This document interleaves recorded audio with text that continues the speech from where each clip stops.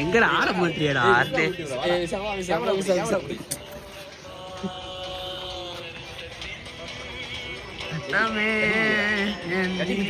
உடன் பிறப்பே கட்டிய முடியா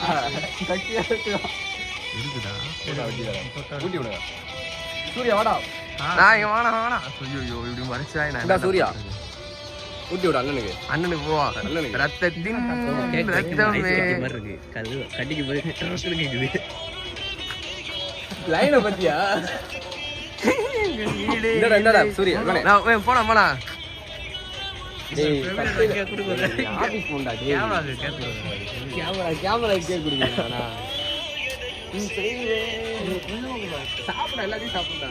புழுவா